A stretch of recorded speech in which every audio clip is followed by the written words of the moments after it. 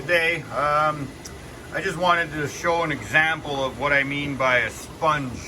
Like, you got your hang on the back filters, and as you can see, the flow rate slowed right down. So the reason for that is, I don't know if you can really see it, because like I said, you take your down tube, and I got it in behind some rocks and stuff, so you can't really see. And then if you see, there's behind those angelfish, and there's a Dempsey. But it's out of the way, I'm trying to see back there. But yeah, see the bottom of that there? Right there, there's a sponge. You see that right here, right there? There's a square sponge on there. So I was gonna show you just a little bit of what I do there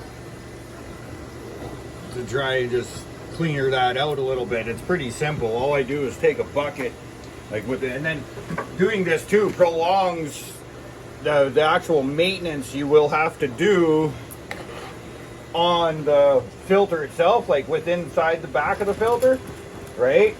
So you just take the end of that sponge off there like that, right? Let's see here.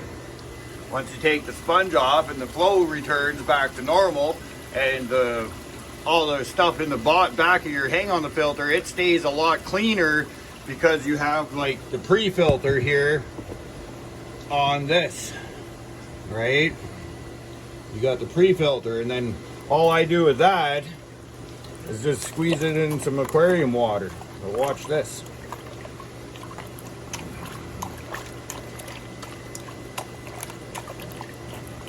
But I do that, I got to do this about, I'd say, I probably got to do this at least once a week.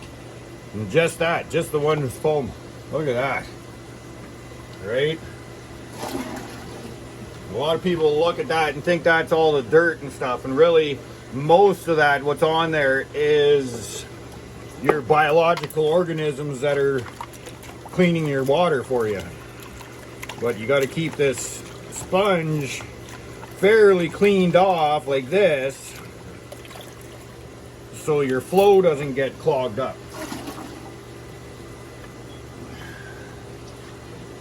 But yeah, I just take a couple buckets like that, and then I just rinse it a couple times just so the water's pretty well cleared, right? Compared to what it was.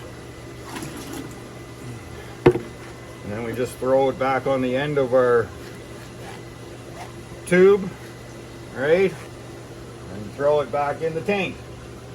And hook it up to the back end. Oh, we got a leaf in there. Hook it back up to the end of your filter. And that way, it's like a pre-filter, and it adds so much more beneficial bacteria to the tank by doing that. So I just wanted, and then like I said, you can hide it in behind some rocks or some wood or whatever it is, so you don't really have to, you know, see it, right? But yeah, and then you just keep the flow going really well.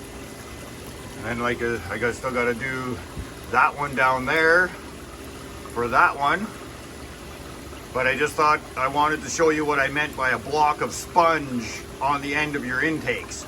You can do that on your canister filters and your hang on the back filters, but you have to be pretty religious on rinsing them, so that way they're not getting clogged up and stopping your flow through there, right? So you got to rinse those like at least once a week. Keep the water flowing through there really good. But yeah, that is the best attachment you can add to any filter, is a sponge on your intake. Just thought I would, you know, explain that exactly, show you what I mean by that, and the maintenance it takes just to rinse it out. And then, like I said, once you rinse that out, the flow goes through your filter a lot better, and because you have the pre-filter on there, it keeps everything in your filter a lot cleaner for a lot longer. So your only maintenance, most of your maintenance is on the pre-filter, and you only got to do inside the filter every so often, right? Because it stays flowing through there a lot cleaner, and you know, it doesn't get clogged up as much because everything's in your pre-filter. But just some tips and tricks on you know, hang on the back or even canister filters. Big piece of sponge on your intakes. Okay, hope that helped. Hope you got some value from the video. And yeah, we'll talk to you in a bit. Bye now.